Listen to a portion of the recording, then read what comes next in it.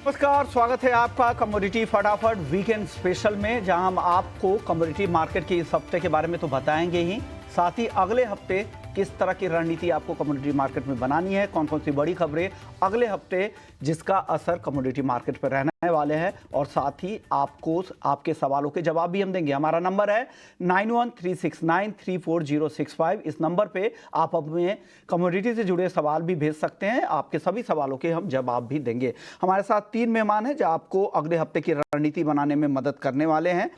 हमारे साथ कमर सादरी हैं, सीईओ हैं अवांस एंटरप्राइजेस के, अमित गोयल हैं, चीफ ग्लोबल स्ट्रेटजिस्ट है पेस 360 से, और सुगंधा सचदेव हैं, फाउंडर हैं एसएस वेल्थ स्ट्रीट की।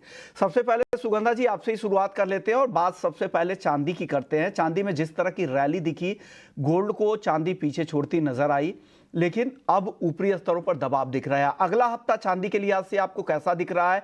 किस तरह की तेजी की उम्मीद आप कर रही हैं यहां से चांदी में अब? Good evening Vishwamohan, first of all thanks for inviting me on your show. चांदी की बात करें तो इस हफ्ते की स्टार्टिंग में हमने बहुत स्ट्रॉन्ग अपसाइड आते हुए देखी, इवन दो प्राइसेस ने 96,500 के लेवल्स पर स्लाइट एक शॉर्ट टर्म टॉप बनाया है, बट मुझे लगता है अभी भी चांदी का ट्रेंड पॉजिटिव ही नजर आ रहा है। बिकॉज अगर हम रीसेंट डेटा की बात करें तो यूएस का जीडीपी डेटा जो अभी आया है for the first quarter, that has been revised lower to 1.3%, so which was previously 1.6%, so it has been revised lower। इसकी वजह से हमने डॉलर इंडेक्स और यूएस की 10 ईयर ट्रेजरी यील्ड्स में दबाव बनते हुए देखा है। ये बहुत पॉजिटिव ट्रिगर है प्राइसेस के लिए, और ये प्राइसेस को ऑन द हायर साइड वापस से फ्यूल कर रहा है। कुछ शॉर्ट टर्म करेक्शन देखने को मिली है फ्रॉम हायर लेवल्स, पर मुझे लगता है जब तक प्राइसेस 92,700 मार्क पर स्ट्रांगली सपोर्टेड है, तब तक फर्दर अपसाइड देखने को मिल सकती है overall from a next weeks perspective. मैं ओवरऑल ये मानती हूँ 96,500 अभी भी एक शॉर्ट टर्म टॉप रहेगा, बट नेक्स्ट वीक के पर्सपेक्टिव से बाइंग करके चल सकते हैं on lower levels at around 93,200, stops रखिए 92,500, और हाई साइड में टारगेट कर सकते हैं वापस से 94,800 से 95,500 ऑड लेवल्स। सो मुझे लगता है नेक्स्ट वीक के लिए ट्रेंड पॉजिटिव ही रहेगा। मार्केट की काफी हद तक नजर रहेगी डोमेस्टिक इलेक्शंस की तरफ। इसका सिल्वर के प्राइसेस पर कोई बहुत मेजर इम्पैक्ट देखने को नहीं मिलेगा, बट अगर रुपी में हम कुछ वीकनेस आते हुए देखते हैं तो इसका डोमेस्टिक सिल्वर के प्राइसेस पर डेफिनेटली एक इम्पैक्ट देखने को मिल सकता है। ओवरऑल सिल्वर के फंडामेंटल्स रिसेंटली अगर देखें तो काफी पॉजिटिव रहे हैं। एक स्ट्रक्चरल डेफिसिट बना हुआ है पिछले 4 सालों से, और सोलर पैनल्स में भी सिल्वर की डिमांड काफी स्ट्रॉन्ग निकल के आ रही है। और अगर हम गोल्ड सिल्वर रेशियो की भी बात करें तो वो भी इंडिकेट कर रही है कि silver is likely to outperform gold in the near term. Gold silver ratio is currently trading at levels of around 72, और मुझे लगता है ये 70 मार्क तक भी स्लिप कर सकती है ऑन द डाउन साइड, जिसका इंडिकेशन निकल के आ रहा है कि सिल्वर गोल्ड को काफी टाइम के बाद काफी हद तक आउट परफॉर्म कर रही है। और इस साल के स्टार्टिंग से भी देखें तो first 4 months of the year India के जो सिल्वर के इंपोर्ट्स रहे हैं वो भी काफी ज्यादा रहे हैं, almost 4,000 ton, which is as compared to 455 tons in the similar period last year. So काफी ज्यादा स्ट्रॉन्ग डिमांड पे निकल के आ रही है, इंडस्ट्रियल डिमांड स्ट्रॉन्ग है, और गोल्ड से भी मार्केट काफी हद तक क्यूज दे रही है। इवन तो एक नेगेटिव ट्रिगर जरूर निकल के आ रहा है कि इंटरेस्ट रेट की जो एक्सपेक्टेशन थी कि इस साल 2 इंटरेस्ट रेट कट कर सकता है यूएस फेड, वो अब काफी हद तक कम हो चुकी है, और मार्केट में एक्सपेक्टेशन है कि यूएस फेड सिर्फ एक रेट कट करेगा इन सितंबर मीटिंग। सो ये स्लाइटली एक डैम्पनर है सिल्वर के प्राइसेस के लिए, जो प्राइसेस को हायर लेवल्स पर कुछ हद तक कैप कर सकता है। पर जब तक $30 का लेवल इंटरनेशनल मार्केट में प्रोटेक्टेड है, मुझे लगता है सिल्वर में बाय ऑन डिप्स की ही स्ट्रैटेजी रखनी चाहिए। जब तक इंटरनेशनल मार्केट में $30 के ऊपर चांदी बनी हुई है, तब तक यहाँ पे बाय ऑन डिप्स की स्ट्रेटजी के साथ काम करें, और अगले हफ्ते भी यहाँ पे पॉजिटिव ट्रेंड ही सुगंधा जी को दिखता है। गोल्ड को लेकर क्या लग रहा है? गोल्ड को लेकर अब जितने भी एक्सपर्ट से कह रहे हैं कि कुछ समय तक अब दायरे में ही रहेगा। इस हफ्ते में भी 1% के आसपास की तेजी दिखी। अगला हफ्ता किस तरह का गोल्ड के लिए रहने वाला है? क्या 72,000 के आसपास सुगंधा जी गोल्ड को खरीदना चाहिए क्या? मुझे लगता है गोल्ड अभी स्लाइटली एक रेंज पे ट्रेड करेगा। 2320 इंटरनेशनल मार्केट में एक अच्छा सपोर्ट एरिया बन गया है प्राइसेस के लिए, और हायर साइड में 2400 पर आउंस एक स्ट्रॉन्ग हर्डल बन गया है प्राइसेस के लिए। मुझे लगता है शॉर्ट टर्म में बाइंग की अपॉर्चुनिटीज को देख सकते हैं, बट अगर मैं पूरे मंथ के ट्रेंड की बात करूं तो मुझे लगता है हायर लेवल से प्रेशर देखने को मिलेगा। But just talking about this weeks trend, मुझे लगता है प्राइसेस में 71,600 के लेवल पर एक अच्छा सपोर्ट है। सो 71,450 के स्टॉप लॉस से 72,000 के आसपास बाइंग की जा सकती है, और हाई साइड में हमारे टारगेट्स रहेंगे 72,550 फर्स्ट एंड देन 73,000। मेरा ऐसा मानना है कि 73,000 लेवल्स पर प्राइसेस एक स्ट्रॉन्ग हर्डल फेस करेंगे, सो वहां से अपना प्रॉफिट बुक करके जरूर एग्जिट करें मार्केट से। मुझे नहीं लगता नियर टर्म में प्राइसेस इस रेंज को ब्रेक कर पाएंगे। मुझे लगता है कंसोलिडेशन फेज रहेगा गोल्ड में, बिकॉज एक तरफ जो इंटरेस्ट रेट कट की एक्सपेक्टेशंस है वो काफी हद तक कम होती जा रही है, ये काफी बड़ा इंपॉर्टेंट फैक्टर रहेगा। दूसरी तरफ अगले हफ्ते डोमेस्टिक इलेक्शंस की वजह से रुपी में जो वॉलेटिलिटी रहेगी उसका भी गोल्ड के प्राइसेस पे इम्पैक्ट रहेगी। सो ये दोनों फैक्टर्स को जरूर वॉच आउट करें। वॉलेटाइल एटमॉस्फेयर रहेगा नेक्स्ट वीक, बट गोल्ड में मुझे स्लाइटली कंसोलिडेशन नजर आती है। ओवरऑल फाइनेंशियल मार्केट्स में मुझे लगता है वॉलेटिलिटी बनी रहेगी नेक्स्ट वीक। यानी गोल्ड अभी कंसोलिडेट करेगा तो बहुत ज़्यादा तेजी की तो उम्मीद नहीं कर रही, लेकिन अगले हफ्ते के लिए पहला टारगेट 72,550 का सुगंधा जी को लगता है और 73,000 के आसपास एक रेजिस्टेंस फेस कर सकता है, इसलिए बेहतर होगा उसके आसपास में आप मुनाफा घर लेकर जाए गोल्ड को लेकर। तो एक दायरा उन्होंने बता दिया, उस दायरे का आप ध्यान रख सकते हैं। हमारे साथ अमित गोयल भी है, ग्लोबल एक्सपर्ट भी है। अमित जी, आप बताइए गोल्ड और सिल्वर का करंट सिनेरियो ग्लोबली कैसा दिख रहा है आपको? आगे किस तरह की चाल यहाँ से दिख रही है? क्या चांदी का परफॉर्मेंस गोल्ड के मुकाबले ज़्यादा बेहतर रह सकता है? अगले हफ्ते के हिसाब से भी बताइए और थोड़ा सा लॉन्गर टर्म के हिसाब से भी बताइए किस तरह की चाल रहेगी दोनों ही कमोडिटी में, गोल्ड और सिल्वर में। जी, विश्व मोहन जी, देखिए, अगर हम गोल्ड सिल्वर की बात करें तो उनका जो रेशियो है, गोल्ड सिल्वर रेशियो 90 के करीब था। अभी आप मान के चलें कि सिर्फ अभी कोई 4 से लेके 6 हफ्ते पहले, और 90 से हमने 73 का हमने जो है लो देख लिया, जो कि अभी 2 दिन पहले लगा है। अभी ये 75 के करीब है। तो ये जो रेशियो है ये बहुत ज्यादा मूव किया है पिछले कुछ हफ्तों में। मेरा ऐसा मानना है कि आने वाले समय में गोल्ड जो है वो सिल्वर के मुकाबले बहुत बेहतर कर सकता है, क्योंकि सिल्वर बहुत ज्यादा ओवरबॉट है, बहुत ज्यादा ओवर एक्सटेंडेड है। और मुझे नियर टर्म में मुझे लगता है कि सिल्वर वापस जो है एमसीएक्स में कोई 86-87 हजार रुपए का भाव सिल्वर में बनना चाहिए। और रही बात गोल्ड की, तो मुझे लगता है कि गोल्ड में जो है वो और डाउनसाइड हो सकता है, मगर मैं किसी भी हालत में गोल्ड को अगले कुछ महीनों में 68,000 के नीचे फिलहाल नहीं मैं देख रहा हूं। मगर अगर किसी निवेशक को यहाँ पे दोनों में से किसी एक प्रेशियस मेटल पे बेट करना है, तो मैं आपको बता दूं कि इतिहास ये कहता है कि जब भी आपने पिछले कुछ सालों में गोल्ड सिल्वर रेशियो जब 75 के नीचे था और अगर आपने उस समय गोल्ड को खरीदा बजाय कि चांदी के, तो आपका वो डिसीजन जो है विद इन 6 to 8 months, वो डिसीजन आपका बहुत बढ़िया जो है वो रहा है।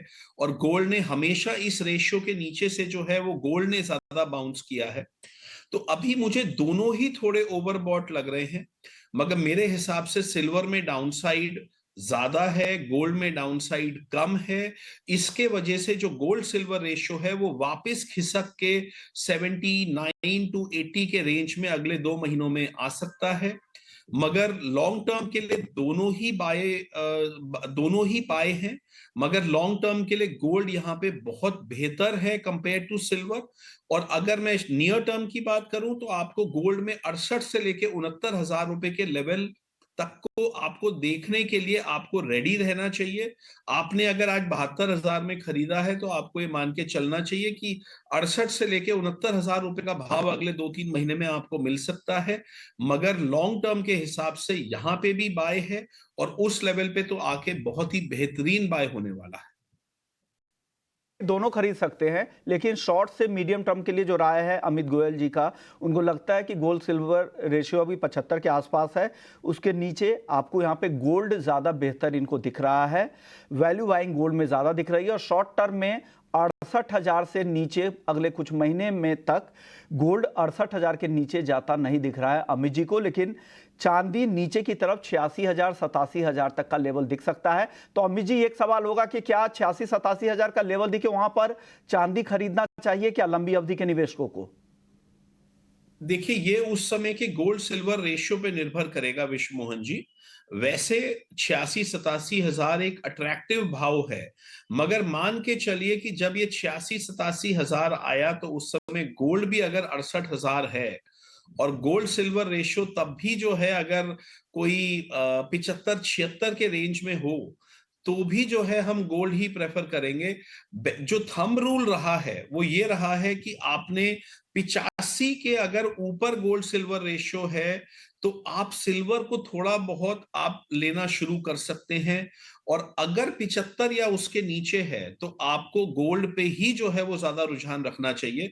तो मैं ये मान के चलता हूं कि मैं अब चांदी में शायद तभी निवेश करूंगा या मैं उसकी राय दूंगा जब गोल्ड सिल्वर रेशियो जो है वो कोई 85 या उसके ऊपर हो, पहली शर्त। और दूसरी शर्त, दोनों ही अभी ओवर एक्सटेंडेड हैं, थोड़े ओवर बॉट हैं, और जो ज्वेलरी की डिमांड है दोनों में ही जो है वो पिछले कुछ महीनों में सॉफ्ट हुई है। भले ही सिल्वर की इंडस्ट्रियल डिमांड अभी भी बहुत रोबस्ट है, सिल्वर डेफिसिट में है, मगर चूंकि ज्वेलरी की डिमांड कम हुई है और सिल्वर ओवर एक्सटेंडेड है, गोल्ड भी ओवर एक्सटेंडेड है, तो हमें ये मान के चलना चाहिए कि ये साइडवेज एक पैटर्न जी बन जी। के आ रहा है। और आपको इस साइडवेज पैटर्न में lower end of the range पे आपको गोल्ड खरीदना है अगर गोल्ड सिल्वर रेशियो 75 के आसपास या नीचे है, और इस साइडवेज पैटर्न में आपको चांदी खरीदना है अगर गोल्ड सिल्वर रेशियो 85 या उसके ऊपर है। ओके, चलिए कच्चे तेल की बात कर लेते हैं। इस अगले हफ्ते के हिसाब से हम बात कर रहे हैं कच्चे तेल को लेकर। सुगंधा जी, क्या लग रहा है कच्चे तेल की चाल आगे किस तरह की दिख रही है? हालांकि जो नंबर्स थे, चाहे वो पीएमआई नंबर हो चाइना के या यूएस के, जो जीडीपी के नंबर आए वो एनकरेजिंग नहीं थे, और क्रूड ऑयल को उसकी चिंता भी लग रही कि क्या होगा, फेड के डिसीजन क्या होंगे, डिमांड आउटलुक को लेकर चिंता है। किस तरह की चाल कच्चे तेल की अगले हफ्ते आप देख रही हैं?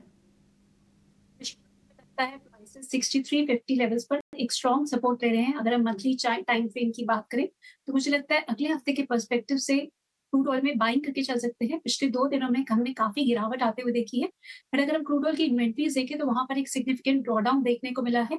बट वही डिस्टिलेट और गैसोलीन की इन्वेंट्रीज में हमने अपटिक आते हुए देखा, इसी वजह से प्राइसेस पे कुछ हद तक प्रेशर रहा। बट मार्केट में काफी हद तक ये एक्सपेक्टेशन है कि जो ओपेक की संडे को मीटिंग होने वाली है, वहां वो अपना आउटपुट कट का जो एग्रीमेंट है 2.2 मिलियन बैरल पर डे, उसको एक्सटेंड कर सकते हैं फॉर द नेक्स्ट क्वार्टर। सो ये फैक्टर काफी हद तक मार्केट को सपोर्ट कर रहा है। दूसरी तरफ ये प्रिडिक्शंस निकल के आ रही है कि थर्ड क्वार्टर में डिमांड काफी हद तक बढ़ सकती है, बट वहीं अगर आउटपुट कम होगा तो काफी ज्यादा सप्लाई डिमांड में मिसमैच हो सकता है। सो ये फैक्टर क्रूड ऑयल की प्राइसेस को काफी हद तक near term, only near term, काफी हद तक सपोर्ट कर रहा है। सो मुझे लगता है अभी क्रूड ऑयल में बाइंग करके चल सकते हैं at levels of around 64.75 to 64.80। Stop losses रहेंगे 63.40 ऑन द डाउनसाइड, और हाई साइड में टारगेट्स रहेंगे फर्स्ट 66.30 देन 66.80। मुझे नहीं लगता अभी नियर टर्म में प्राइसेस इस रेंज को ब्रेक करेंगे। मुझे लगता है काफी हद तक इसी रेंज में एक near term, at least for the next week, यही रेंज में मार्केट ट्रेड करेगी। 66.80 on the higher side will act as a very strong hurdle. और वही अगर मैं इंटरनेशनल मार्केट्स की बात करूं, ब्रेंट क्रूड की बात करूं, तो मुझे लगता है $80 अ बैरल बहुत स्ट्रॉन्ग सपोर्ट एरिया रहेगा, वही 86 अ बैरल बहुत स्ट्रॉन्ग रेजिस्टेंस की तरह वर्क करेगा। सो मार्केट इसी रेंज में होवर करने की एक्सपेक्टेशंस बनी हुई है। सो बाय ऑन डिप्स की स्ट्रैटेजी रख सकते हैं क्रूड ऑयल में। ओके, बायो डिप्स के स्ट्रेटजी के साथ काम करना है। 6470 से 6475 का लेवल देखिए तो खरीदे। टारगेट, पहला टारगेट है 6630 का, दूसरा टारगेट है 6680 रुपए का। स्टॉप लॉस यहाँ लगाना है 6350 का। आप बताइए अमित जी, आपकी राय कच्चे तेल को लेकर क्या है अगले हफ्ते, और थोड़ा मीडियम टर्म के हिसाब से बताइए। जी देखिए विश्व मोहन जी, कच्चे तेल पे मुझे कोई यहाँ से बहुत ज्यादा डाउनसाइड फिलहाल इमीडिएट बेसिस पे नहीं दिख रहा है। अगर आप देखें WTI की बात अगर हम करें और डॉलर टर्म्स में करें, तो जो 76 और 77.5 के बीच का ये एक ऐसा जोन है जहां पे इसकी बहुत मेजर जो है सपोर्ट है। और यही अगर ब्रेंट की बात की जाए तो आप मान के चलिए कि 80-81 के रेंज में जो है एक काफी अच्छी सपोर्ट है, टेक्निकली भी और इवन फंडामेंटली भी जो है। ओपेक या रशिया या सऊदी अरेबिया, ये अभी किसी भी हालत में जो है अपनी ग्रिप जो है वो लूजन करने के लिए रेडी नहीं है। और यूएस का जो शेल ऑयल है वो प्रोडक्शन अभी तो बहुत अच्छी है, मगर उसका आउटलुक बहुत बेहतर नहीं है, क्योंकि यूएस में बहुत ज्यादा नया निवेश नहीं हो रहा है शेल ऑयल में। तो बहुत सारे वेल्स डिक्लाइनिंग हैं। तो मैं समझता हूं कि अगले साल से 2025 से जो है यूएस की शेल ऑयल प्रोडक्शन जो है वो थोड़ी थोड़ी कम होने लगेगी, और सऊदी अरेबिया और रशिया की ग्रिप जो है वो आने वाले समय में और मजबूत होएगी, कम नहीं होएगी। तो ये देखते हुए मुझे लगता है कि WTI में फिलहाल जो है वो बहुत ज्यादा डाउनसाइड नहीं है, और मैं इसको एक रेंज डिफाइन करना चाहूंगा कि WTI डॉलर टर्म्स में $75-76 नीचे में, और ऊपर $84-85। फिलहाल ये एक रेंज है, और उसी तरीके से ब्रेंट में आप मान के चलिए कोई 79-80 से लेके 87-88 तक की रेंज है। तो ये रेंज अभी काफी टाइम रह सकती है, मगर मैं यहां पर एक आखिरी बात इस बात पे जरूर ये कहना चाहूंगा कि चूंकि वर्ल्ड में हमें एक क्लियरली एक स्लो डाउन और रिसेशन आता हुआ दिख रहा है अगले 4 से लेके 6 क्वार्टर्स में, उस समय रिसेशन आने के टाइम चाहे सऊदी अरेबिया और रशिया कितनी भी कोशिश कर लें जी कि वो फ्लोर जो है इसके ऊपर हम बना के रखें कि भाई इस लेवल के नीचे वो जी ना जी जाए, मगर ये दस्तूर रहा है पिछले 25-30 साल का। जब भी रिसेशन आया है तो क्रूड में जो है एक बड़ी गिरावट मिली है, और इस हम्म। बार भी वो देखने को मिलेगी। मगर शायद मैं फिर भी आने वाले 2 साल में भी मैं WTI को जो है मैं 60-65 के नीचे बिल्कुल भी नहीं देख रहा हूं, चाहे कितना भी बड़ा स्लो डाउन या रिसेशन क्यों ना आ जाए। ओके ओके, तो कच्चे तेल को लेकर ये राय है। चलिए वक्त हो गया छोटे से ब्रेक का। ब्रेक के बाद जब लौटेंगे तो आपके लिए बेस मेटल्स, उसके बाद कमर सादरी साहब से एग्री मार्केट पर उनकी राय लेंगे। जल्द लौटते हैं।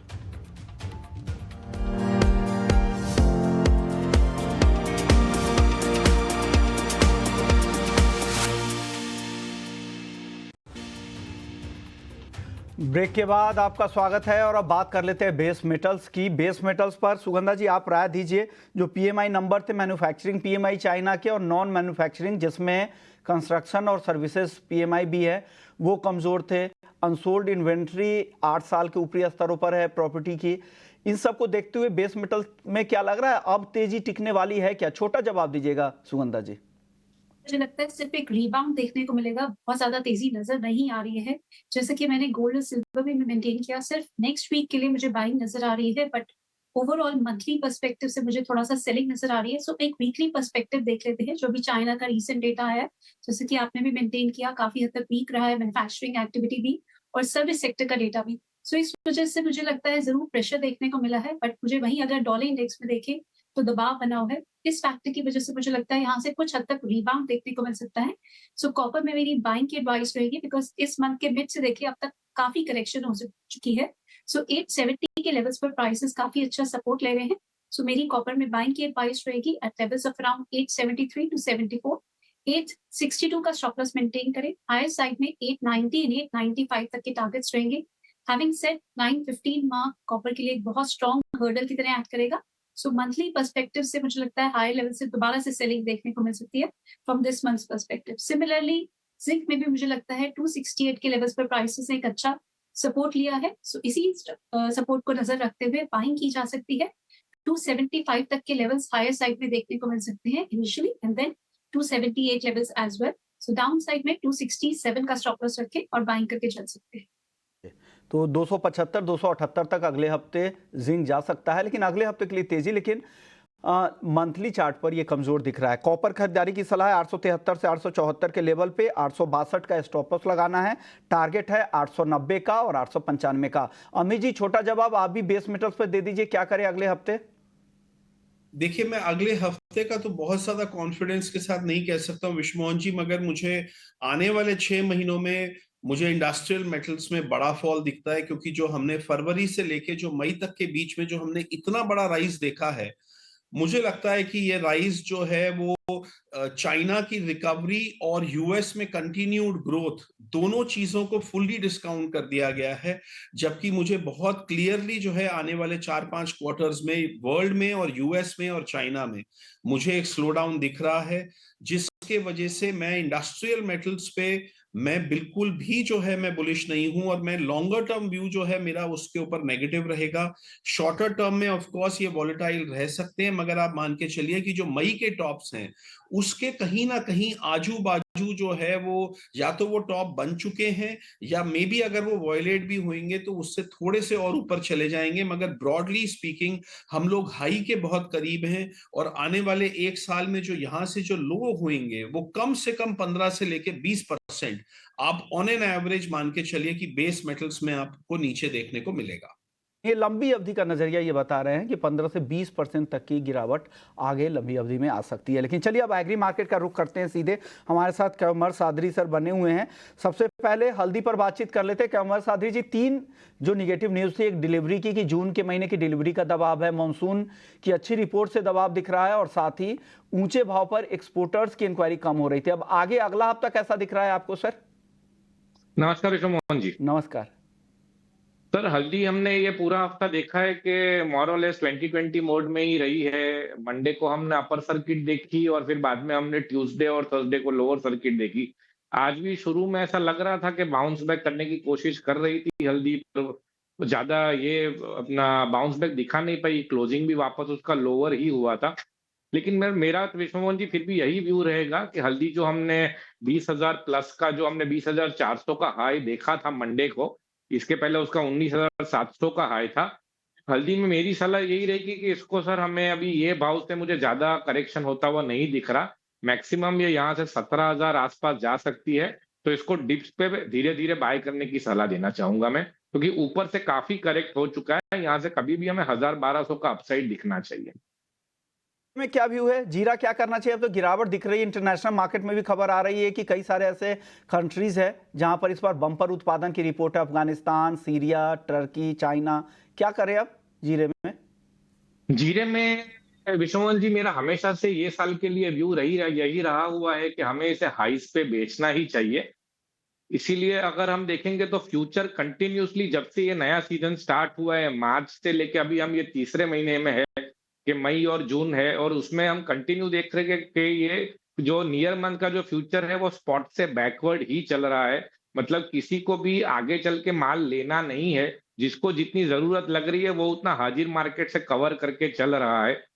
ये पूरा हफ्ता स्टेबल था, पर आज हमने तकरीबन इसमें 800 से 900 रुपए की गिरावट देखी है। जीरा में मेरा ध्यान यही रहेगा कि इसको हर उछाले पे बेच के ही चलना चाहिए। हम इस बार शायद 23-24 हजार रुपए के भाव भी ये सीजन में अवश्य देखेंगे। सर बाई ऑन डिप्स करे क्या? धनिया वैल्यू बाई लग रहा है आपको? धनिया मुझे वैल्यू बाय ये भाव पे लग रहा है। काफी टाइम से हम देख रहे हैं कि ये तकरीबन 73 से लेके 7700 की रेंज में घूम रहा है। अभी आज भी तकरीबन 7400 7450 की रेंज में था। ये पूरा हफ्ता धनिया एकदम फ्लैट रहा है, 7550 से लेके 7450 की रेंज में घूम रहा है। तो मैं आपसे सहमत हूँ विश्व मोहन जी, धनिया आपको ये भाव पे धीरे धीरे अक्यूमुलेट करना चाहिए और हर लो पे इसको बाय करने की सलाह दूंगा। इसमें करंटली मुझे बेचने की जगह नहीं नजर आ रही। कि अगले हफ्ते के लिए हल्दी और धनिया खरीदारी की सलाह मसालों में और जीरा बेचने की सलाह। ग्वारसीड और ग्वारगम बुरी तरह से सर दायरे में फंसा हुआ है। क्या लग रहा है कब यहां पर एक्शन दिखेगा? सर, आई थिंक इसमें काफी टाइम से सबसे बड़ा एक्शन यही है कि इसमें कोई एक्शन ही नहीं हो पा रहा है। पिछले हफ्ते हमने देखा था कि तकरीबन तकरीबन 10,800 के आसपास गवार गम गया हुआ था, जब सबको लगा कि भाई चलो इसमें अभी एक बार 11,200 11,500 की चाल आ सकती है। ये वापस वहां से धीरे धीरे करेक्ट होके 10,600 के आसपास आ चुका है। एक बहुत ही क्लोज रेंज में ट्रेड कर रहा है, जिसमें कुछ भी एक तरफा ध्यान देना मुश्किल होगा। लेकिन अगर अगले एक हफ्ते के लिए देखा जाए तो मेरे हिसाब से ग्वार गम और ग्वार सीड दोनों में अगर थोड़ा बहुत आपको यहाँ से 0.5% आसपास गिरावट नजर आती है, तो इसको छोटे 1.5% की अपसाइड के लिए बाय करके चलना चाहिए। यानी 5650 के टारगेट के लिए गिरावट पर ग्वारसीड खरीदे। टारगेट है 5650 और ग्वारगम का टारगेट है 10,900। आखिरी काउंटर कॉटन केक, क्या यहां पर गिरावट आने पे खरीदना चाहिए क्या कॉटन केक सादरी जी?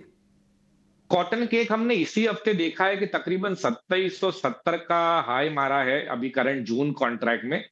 तो इसमें थोड़ा अगला हफ्ता थोड़ा वेट एंड वॉच करके चलना चाहिए, बिकॉज तकरीबन 40,000 टन की ये महीने एनसीडीएक्स में एक्सपायरी है, और जिसमें फिजिकल में अकोला में सर्टन पॉकेट्स में इतना ज्यादा डिमांड नहीं नजर आ रहा है। तो इसको अभी नियर मंथ में थोड़ा स्लोली इसको फिजिकल मूवमेंट के साथ ट्रैक करना चाहिए, पर फिर भी ज्यादा बेचने की जगह नहीं नजर आई, बिकॉज ये पूरा हफ्ता हमने देखा है कि अच्छा खासा इसने अपसाइड दिखा हुआ है।